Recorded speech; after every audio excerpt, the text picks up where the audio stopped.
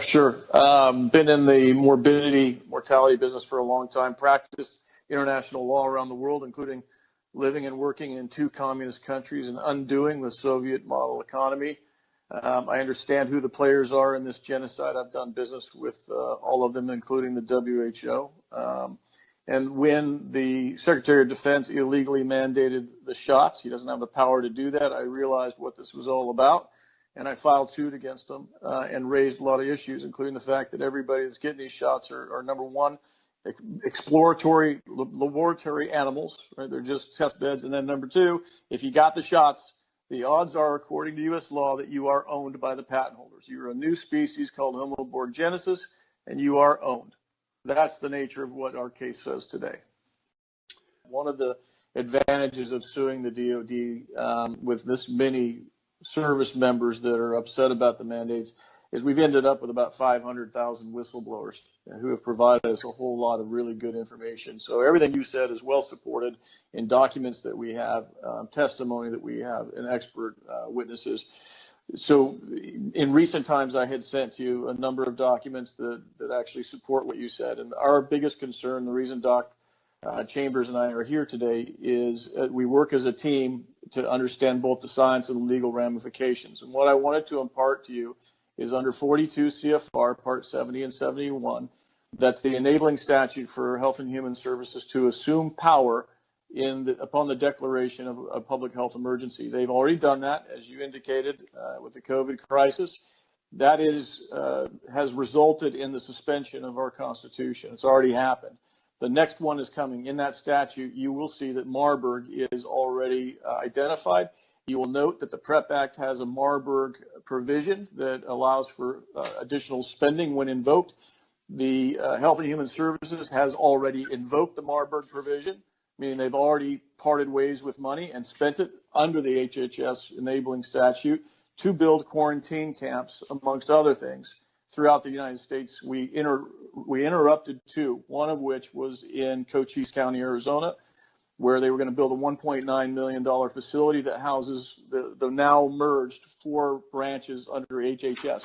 The judiciary, law enforcement, corrections, and public health are now all one and the same, and they're all housed in the same facility. So all of these quarantine centers are there. We understand that there could have been a Marburg release that Dr. Chambers will get into. We think that one has already happened. We know that Marburg is not particularly contagious, but it has an extraordinarily high rate of fatality, and we know the mechanism by which this will be released, and that is inside of these shots that people already received, inside the lipid nanoparticles, the hydrogel, there exists pathogens inside of the particles that have not yet opened. Those pathogens are chimeric. They include E. coli Marburg, Ebola staphylococcus, and brewer's yeast, amongst others. We know that upon the broadcast from the 5G system that is now employed across the United States and the world for that matter, when they broadcast an 18 gigahertz signal for 1 minute, 3 different times as a pulse, it will cause those lipid nanoparticles to swell and release these pathogenic contents, thereby causing a Marburg epidemic that they've already spent the money on. It's already done, right? The Marburg epidemic, for purposes of the law, has happened, and now we just need the actual disaster to happen. And there's actually worse parts to it than that, including the 1p36 gene deletion that effectively will turn those poor people into zombies. As odd as that sounds, our government's preparing for that.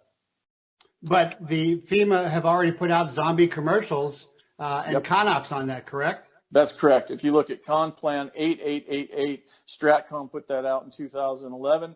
On page 2, they say, oh, this is just for examples, just for demonstration. Don't worry about it so we don't offend other countries. The problem with that is you look through that ConPlan, it's all about 5 different types of zombies. There isn't anything in there about opposition forces. There isn't anything about winning political battles or counterinsurgencies. It is only about a zombie apocalypse, defending it.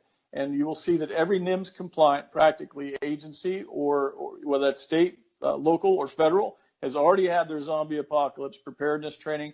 They've already done their practice.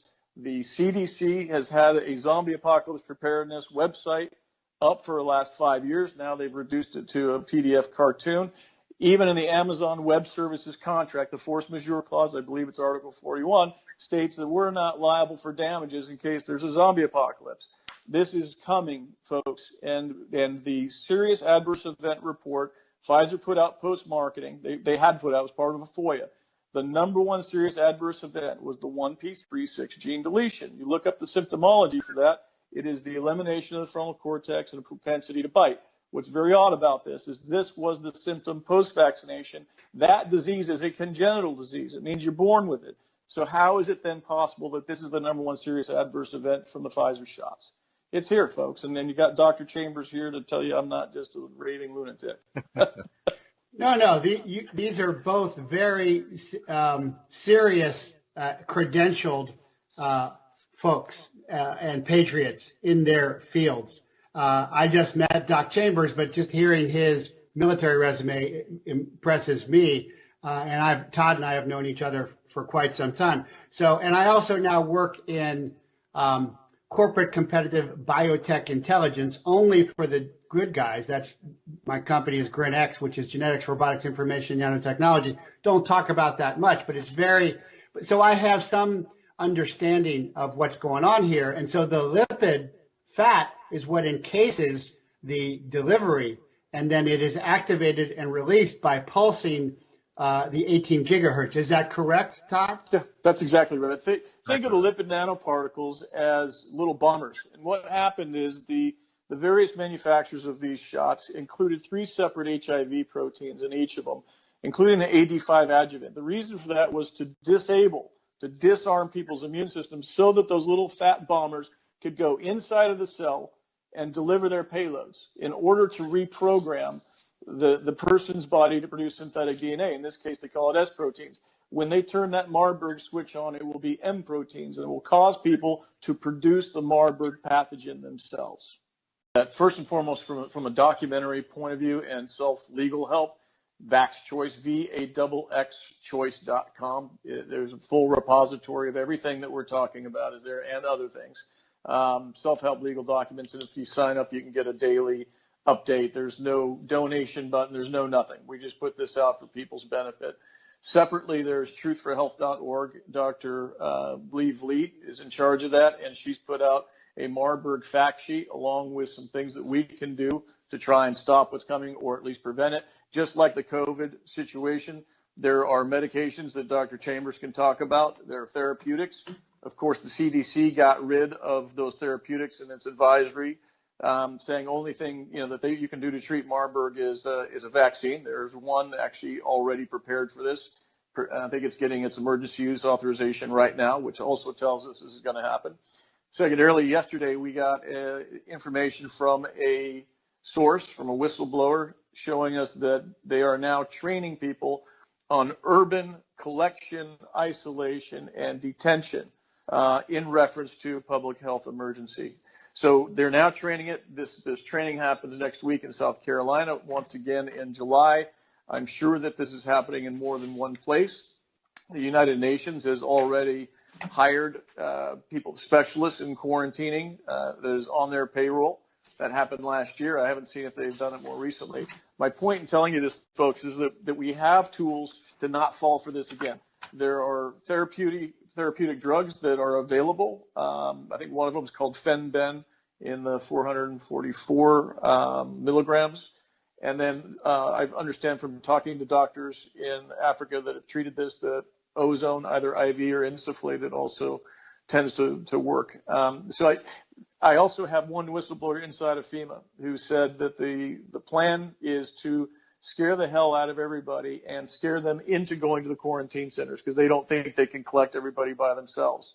That the doors will be open, and then of course in there you will get your mandatory shot because you came in voluntarily. So what we'd like to do is help people understand, don't run to the FEMA camps because you're going to get one of these shots just like the COVID ones. And number two, you can treat this yourself. There's preparation you can do, and if we get the word out sufficiently, I think we can stop this like we did in Cochise County and like another lawyer friend of mine, Jamie Shear, did in New York. We got to get the word out. We got to stop this.